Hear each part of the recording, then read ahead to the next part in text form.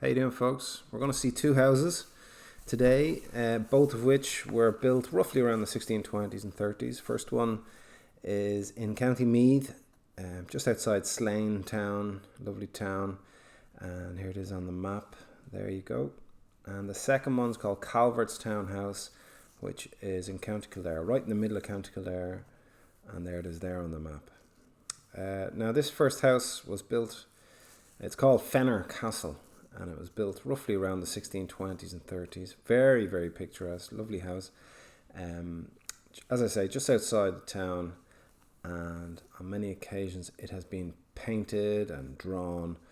And this drawing from De Neuer in 1846, just around the time of the famine, shows you that the house was dilapidated around that period.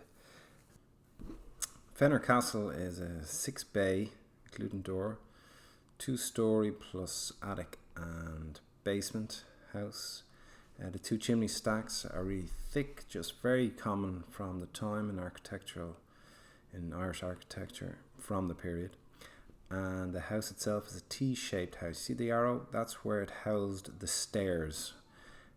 It's a T-shape. You have Z-shaped and you have L-shaped houses. Z-shaped houses are very uncommon in the south, definitely more so in Ulster. It's a Scottish baronial thing.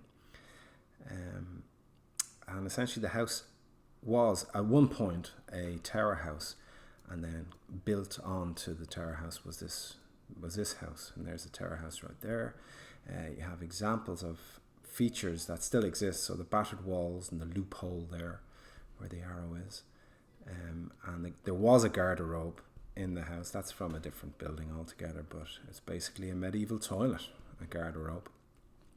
So the house itself was at one point a tower house and transformed, similar to Leemina here in County Clare.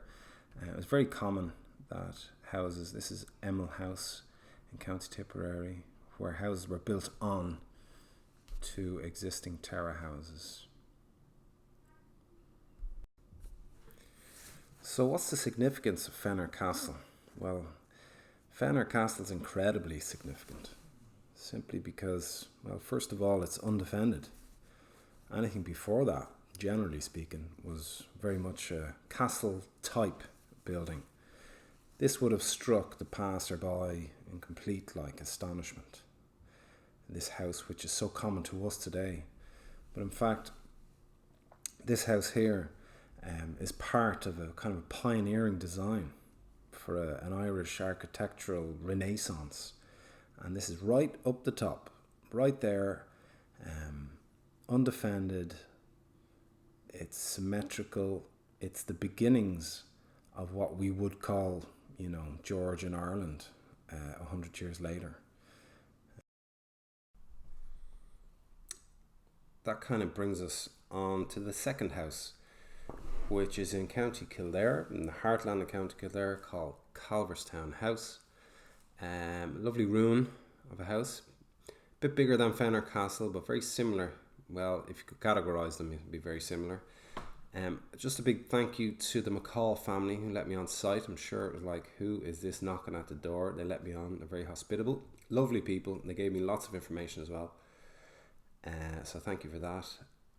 So Calverstown itself, the actual town, on the civil survey of 1654, it said that Calverstown had 760 Irish acres, one castle and one quarry, which are owned by Sir Robert Dixon. Now there's another name associated to Calverstown, because in 1654 I believe this house was already built, so there could have been this house that they were talking about. But the other family were the Calf family, C-A-L-F, and it was, I'm sure, brutalised at some point, the name itself, but it came from the French Anglo-Normans, and they may very well have come across with Strongbow, so whether they sold the land to Sir Robert Dixon, we don't know. But it's a grand house. You have what looks like 4 chimneys there. One of them, the centre to the right, is a dud. The centre to the left is a later chimney. We're not sure exactly the reason for that. So you have your 2 functioning chimneys, both of which are nice and thick, which leans itself to the period around the early 1600s. And while I was talking to Mr. McCall, he said on a very warm, very dry summer, you can see the outline of a circle just roughly there. And he believes that it was a possible monastic site. It could be a well, it could be a tower.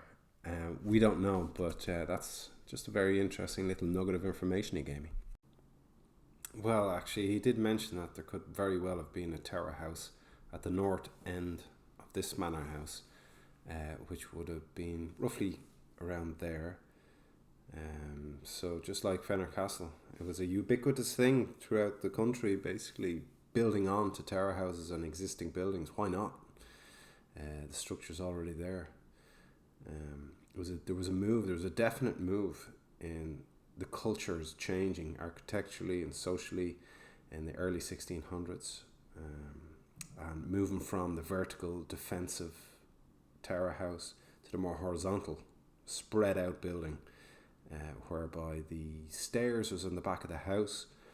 You could also argue that privacy was becoming more and more important, and the separation of servants it was pretty much an active consideration when designing a house. As you can see, the house is in really bad shape.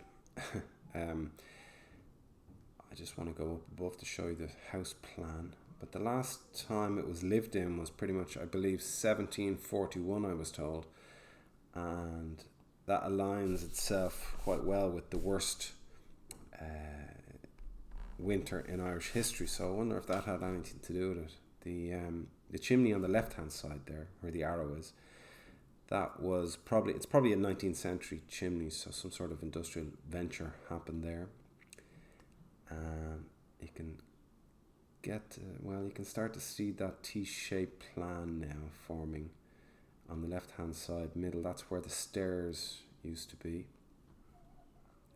And I also want to show you the gable end internally of where the attic was, which is a brand new feature for Irish architecture, the attic in the early 1600s.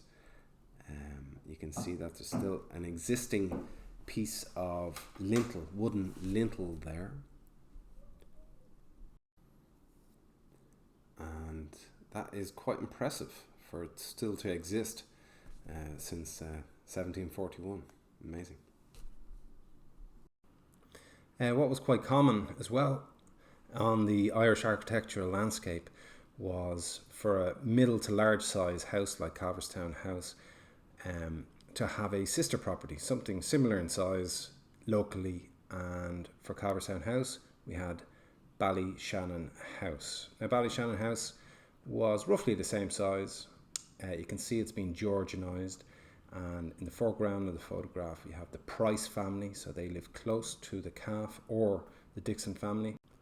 The house or castle before Ballyshannon House was knocked down by Cromwell and his forces in the 1650s, and then shortly afterwards Ballyshannon House would have been built. So we still believe that it was pretty much the 17th century that it was built.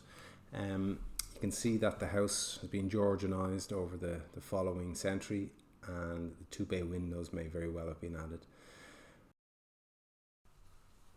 But thank you very much, Marie and Tim McCall, for the photograph and all that lovely information.